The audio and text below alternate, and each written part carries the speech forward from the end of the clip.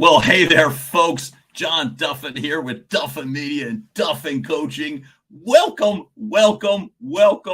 to Killa Conversations in business. It could be in personal too, but these Killa conversations have to do with sounding your best and most true, authentic voice. It is great that you are here.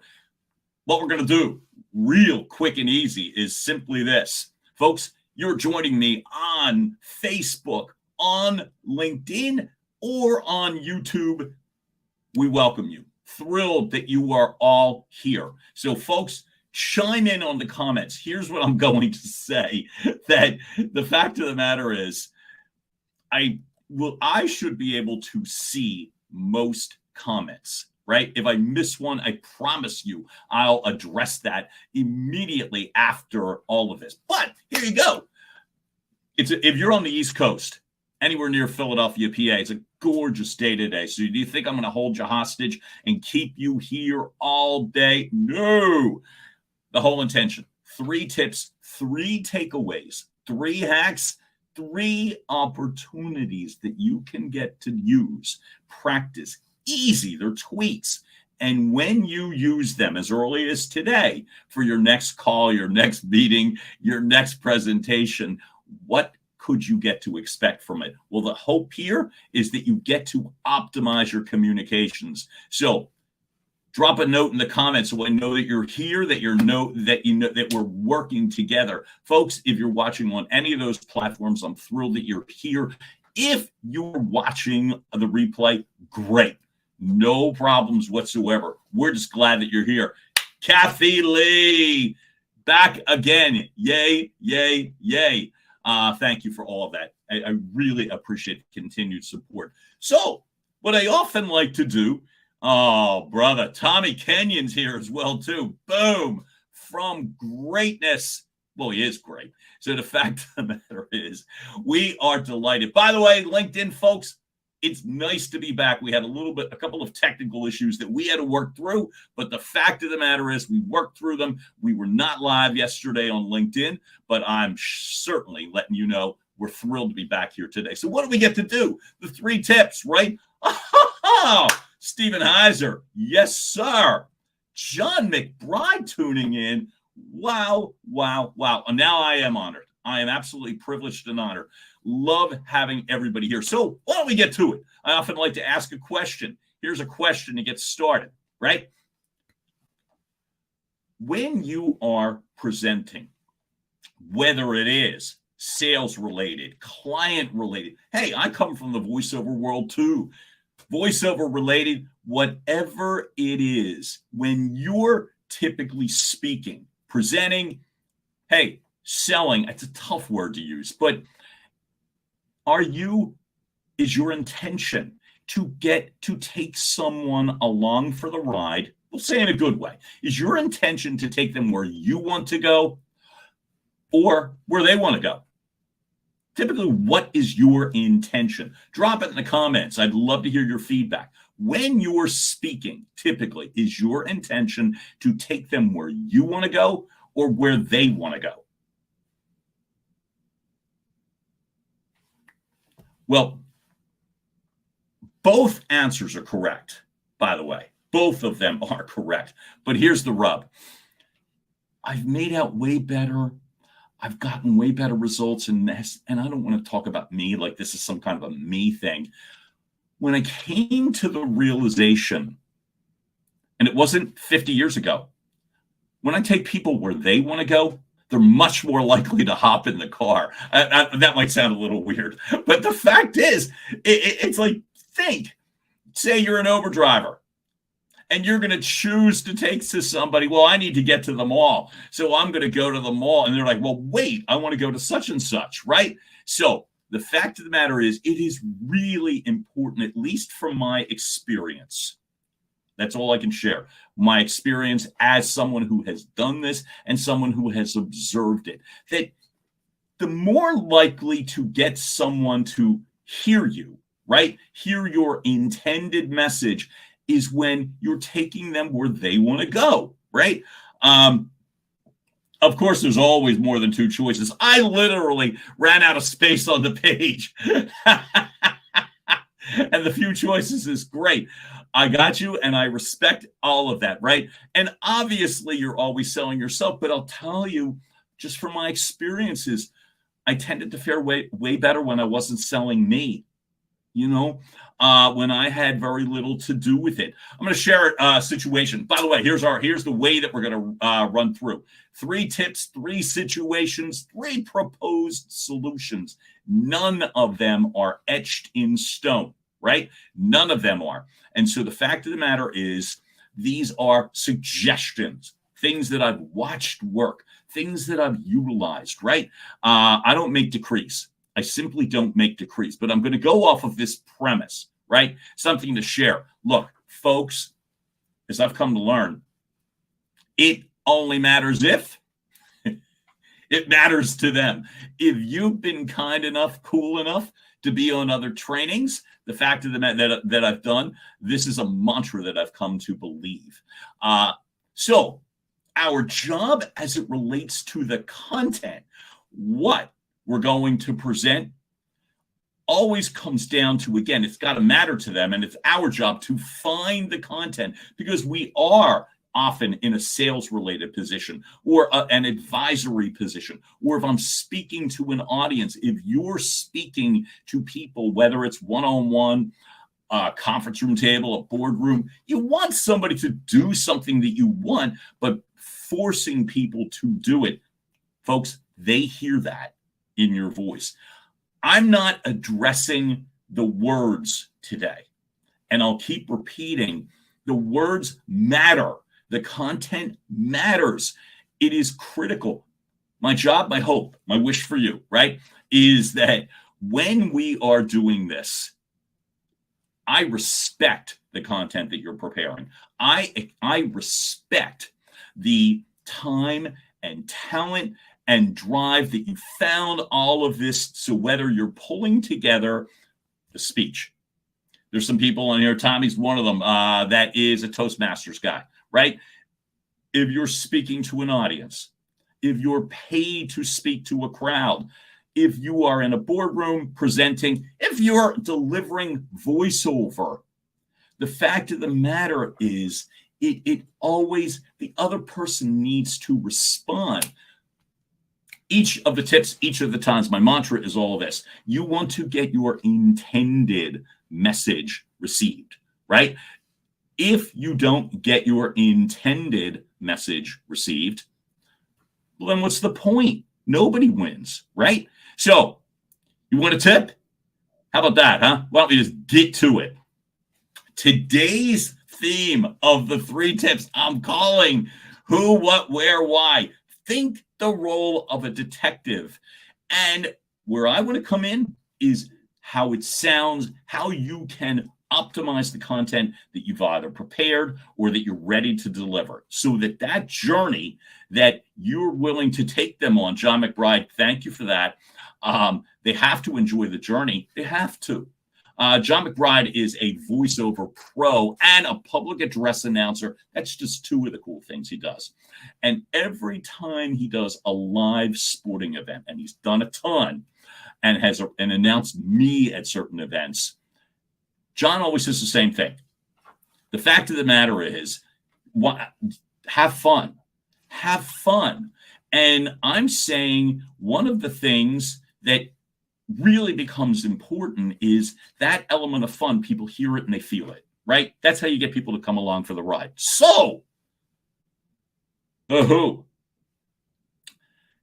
Whether you're speaking to one person, whether you're speaking to 2 people, whether you're speaking to 100 people, whether you are addressing the nation or somewhere in the middle, right?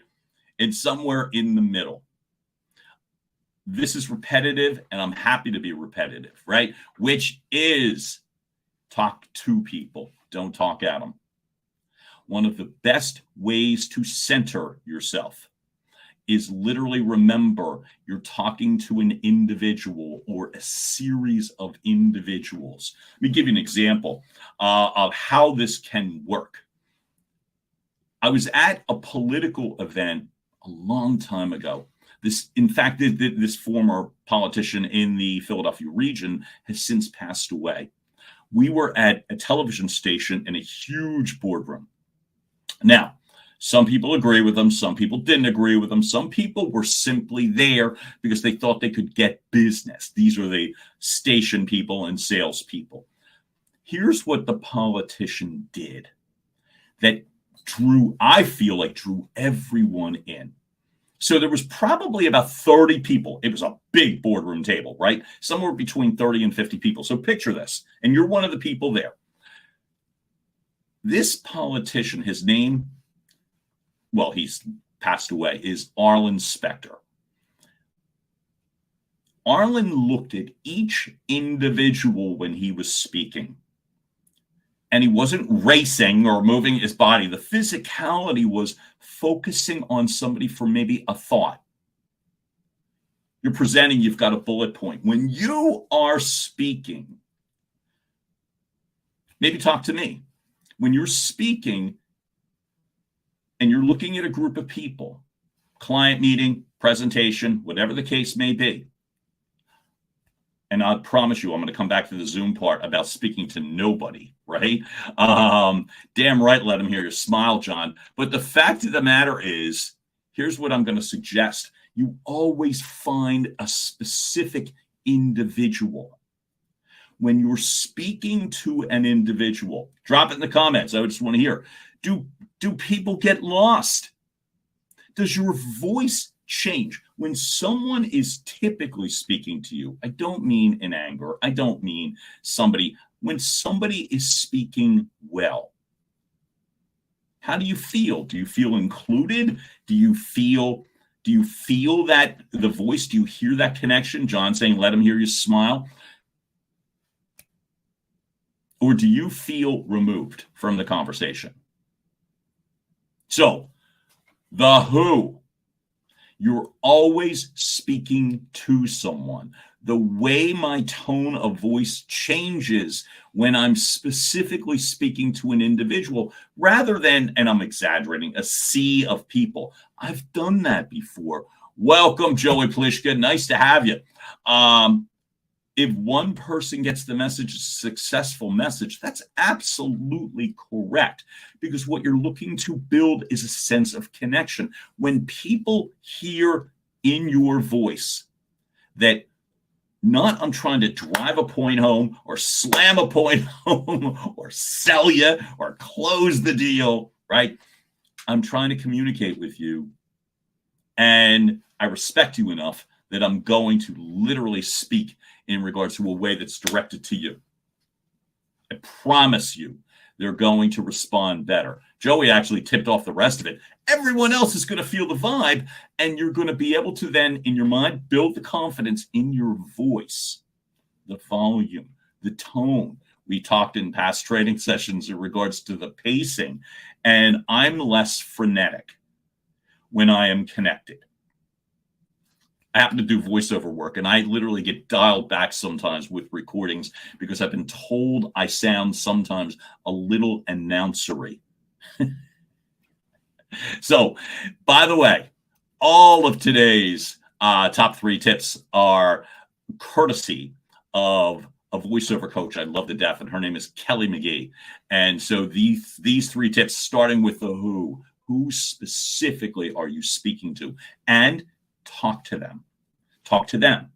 If it's more than one people in a live set, one person, in a live setting, well, then another thought, talk to them. Talk to the next person. Because that sense of connection, the warmth in your voice, rather than talking at people, makes all the difference in regards to engagement. And folks, all of this ties into engagement, which ultimately ties to results. People do things when they feel something. All the empirical data is great, but if I don't feel something, I'm not doing it. They say, oh, you don't work on emotion. I really disagree, just based on my experience. I really do. I think you can draw the right emotion from someone. I've watched people do it, masters at this, where they're making decisions. And in fact, they're even thinking it's in that, oh, they're speaking to me, right? So the who, be really clear. Here's your bonus tip, by the way. Who, folks, is leading Zoom meetings? Now, I was just at a live event last night. It was magical, probably a couple hundred people. It was killer, right? And in person, face to face, you could speak, you could physically connect, look in their eyes. It was beautiful, right? An electric night. I stayed till the end, and I don't often do that. Wanted more, as a matter of fact. Now, is anyone leading Zoom meetings that's on the call? And if you are, drop it in the comments. And if you're not, that's okay. But is anyone ever speaking, presenting? There you go, Tommy. I got you. Absolutely. So I'm going to give you the bonus tip when you're on Zoom, because obviously here's a personal situation.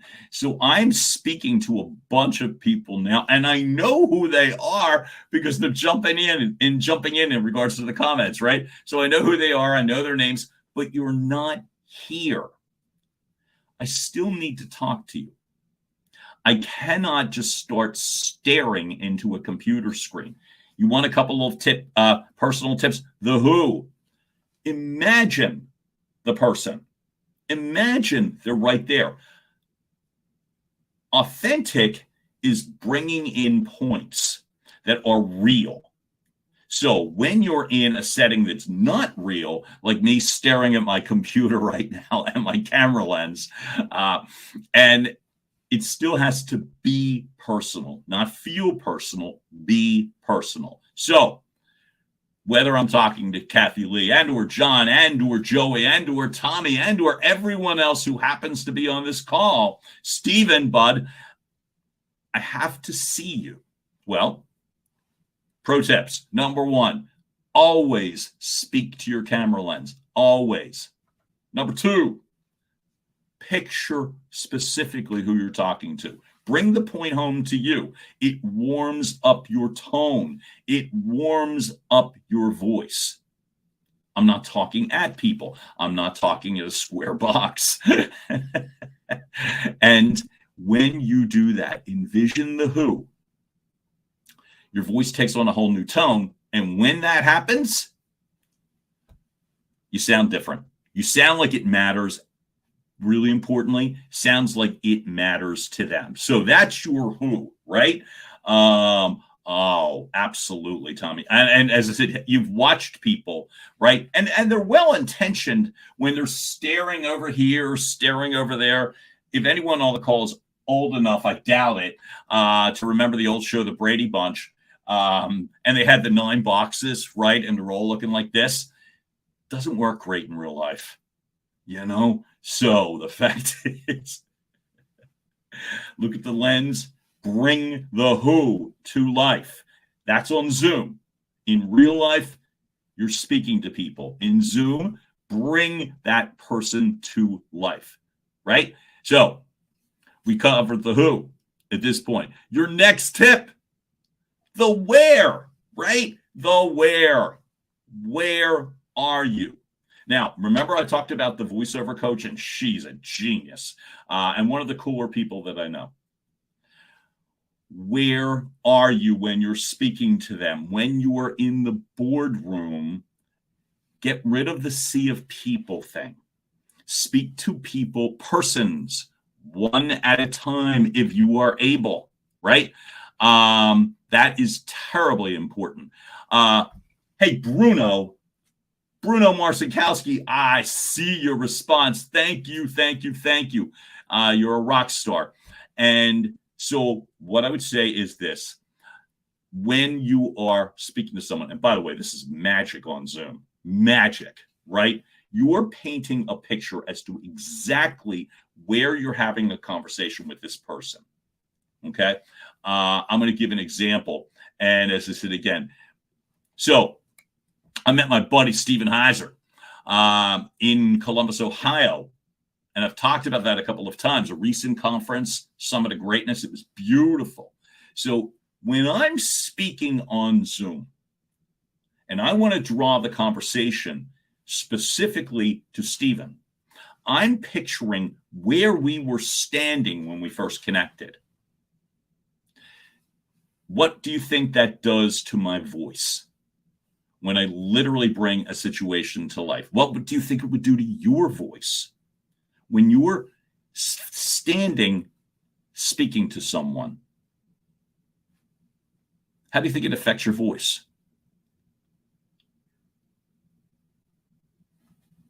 To me, it typically softens a little bit, and that's not a bad thing, right? Softening your voice typically sounds conversational, which sounds authentic, which will draw somebody in. It does slow you down, Kathy Lee. It absolutely slows you down. I've watched people, I've listened to people speak really quickly and frenetically. Unless there is a fire in the building, well, the fact of the matter is, it's scary. The productivity drink is an inside line, but the fact of the matter, it's 100% true. Standing up opens your body up. Darn right it does. We will get to all those things in a moment. I love this. But this is the thing. Picture where, when you're on Zoom, it's magic, as I said. But when you're speaking to a group of people, you want to single somebody out, picture where you're speaking, where you're comfortable. You won't lose track. If you're in a one-on-one conversation, you're connecting with that individual person. But if you don't have the luxury of a one-on-one conversation, sometimes you need a little help to draw that person in or paint the picture. Now, folks, you might be thinking, oh, yeah, but I don't really do acting or voiceover work. I'm not asking that. What I am asking and what I've seen is the magic of storytelling involves the other person. It isn't just about you. So when you are speaking, there is a killer book that I've been recommending. It's called Building a Story Brand by Donald Miller. This addresses the content.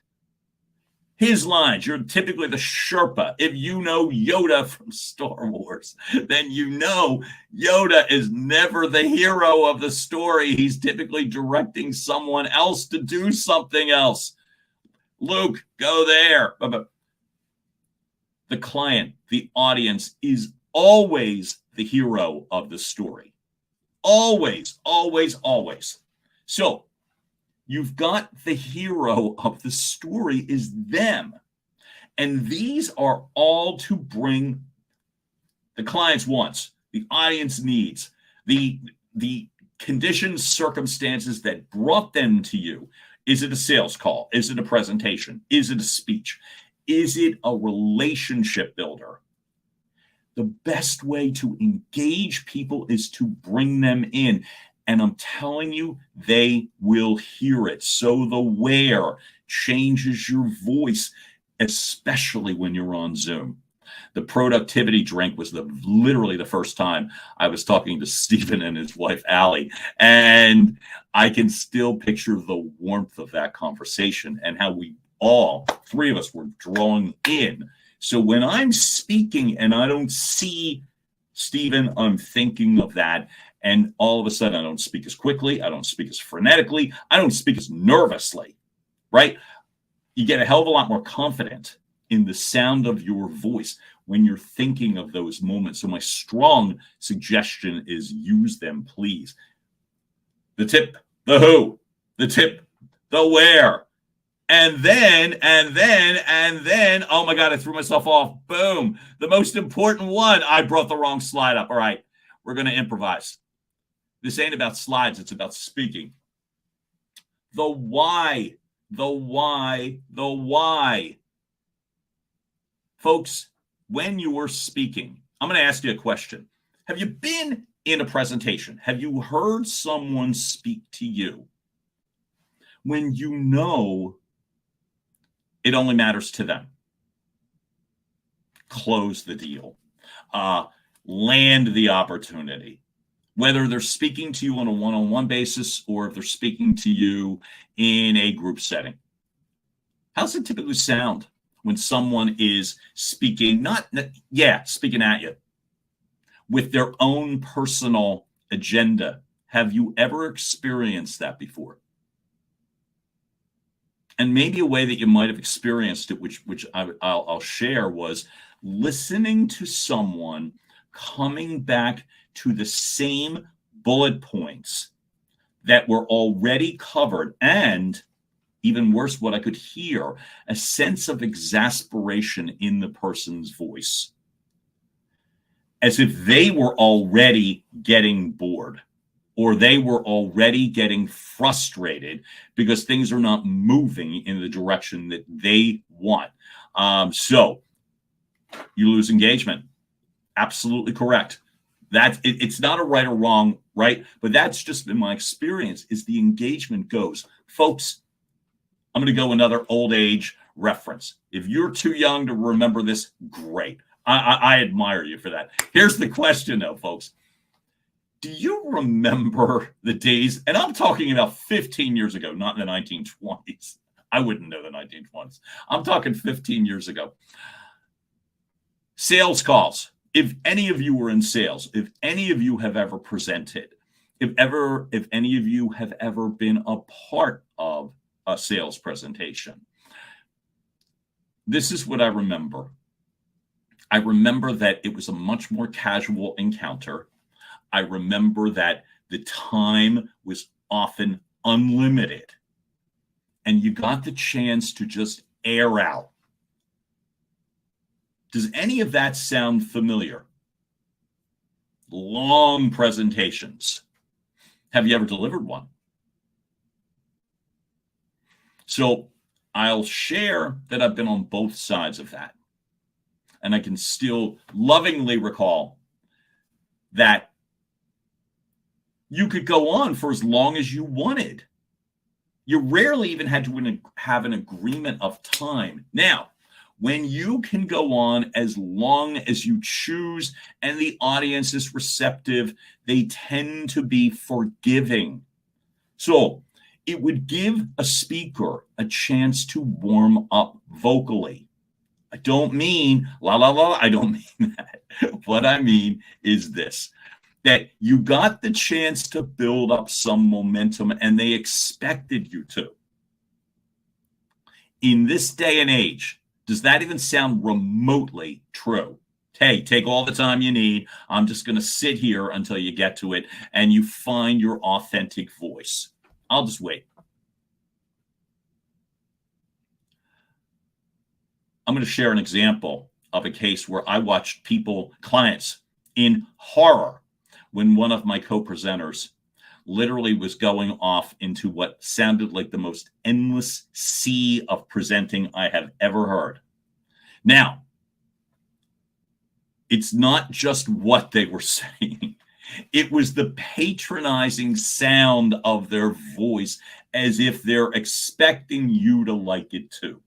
That sort of condescending tone. You're going to hear me talk about tone a lot over the next several days, but that condescending tone that you should like this, it doesn't happen. People freak out at this point. That's been my experience. And I watched the horror in the client's eyes when it was clear that this person was delivering some sing-song sort of presentation. Reminder, people hear when it's in it for them. It's not just your words. It's the way you say it. So how can you address the why it matters to them? Any thoughts? How does it sound when someone is clearly in your corner and they're speaking to you because it matters to you? How does it typically sound?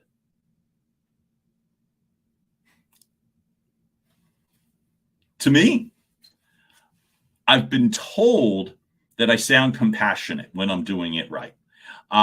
Warm is absolutely a correct choice of words.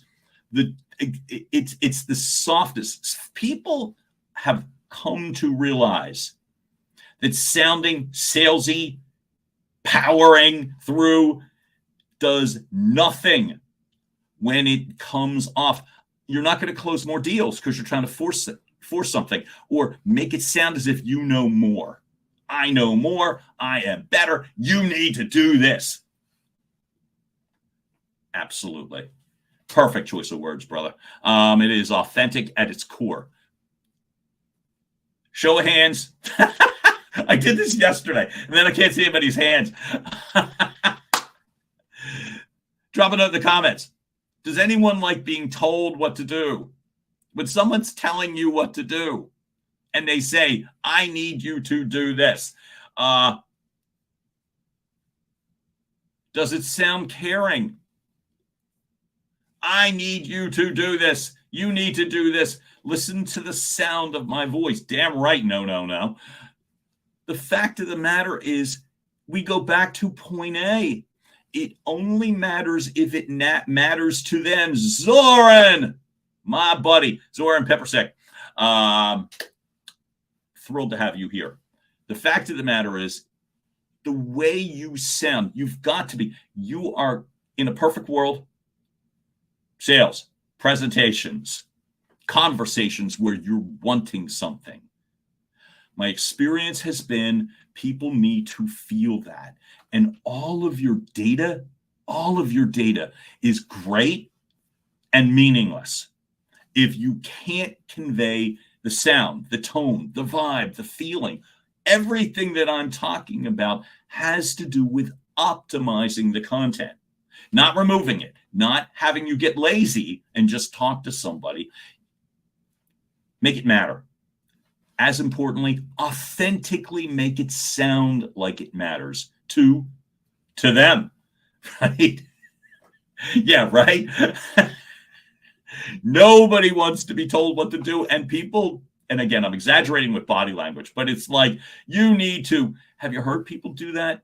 You don't hear people do that on commercials anymore. And they are trying to sell you something. That's their whole intent. The fact of the matter is, but you don't hear that because nobody wants to be told what to do, except for apparently Zoran, who likes to have his wife tell him what to do. But how does it sound? How does it sound? It's not the orders that you're getting, Zoran. How does it sound? Is it convincing enough that you want to do it? Again, folks, the way that you speak matters. Nobody needs to sound pretty. Nobody needs to sound like an announcer. They don't want you to be an announcer anymore. I promise you I know that. As I said, I get dialed back on some voiceover auditions, and I'm like, I'm just talking. You sound like an announcer. So the fact is, don't. So the 3 takeaways today in terms of remembering, it only matters if it matters to them, right? The 3, focus on specific people, not C's of people, the who, and talk to them. And then talk to the next person. And then talk to the next person. Presentations to me are a series of small conversations. I've been told by the best in the business, some have watched me and observed me, that they like what I do because everything sounds like I'm either talking to my best friend or sounding like I'm talking to, a group of friends. Well, it's helped me. It's really helped me. So it's the who, the where. If you need to, in a Zoom conversation especially, paint a legit picture as to where you're speaking. It just makes it more real. Look at the camera lens. Think of the individual person. Think of the situation. And then lastly, why? Why would it matter to them? Not just what you're saying, how you're saying it, right? So, folks, those are my 3 tips for the day. Now, because you guys were all cool and contributed like crazy, I thank you for all of this. I'm going to make an offer, an easy one, right? Anybody who wants to continue further with me, there's a lot of stuff that I get to do. I offer a discovery call to anyone. First time discovery call, 30-minute discovery call. We could talk about anything specific that you'd like in regards to optimizing your communications. No obligation to do anything, including that call, right? But I drop my email address in there. Send me an email. jd@duffinmedia.com, and I would gladly talk in specifics with you, right? And I hope you do. And we could have fun doing it and making the business situations more personal. But folks, I am thrilled that you made the time today. Absolutely over the moon. Those are the 3 tips. And best of all, we come back tomorrow at 12 noon. So Facebook, LinkedIn, YouTube, we're going to be here. Folks, if you're watching on the replay, enjoy every single bit of this. Any questions before we bounce? Love it. Zoran, you rock. Thank you for saying that. Of course, I'm going to highlight that. Folks, I think you're outstanding. Thanks so much for showing up for me today and participating. You just made it really fun for me, right? So have a fantastic day. If you're free tomorrow around 12 noon, I'll be right here, and hopefully you will be as well. Have a wonderful day. Cheers to optimizing your communications by leveraging your voice. John Duffin here, and we'll talk soon. Bye.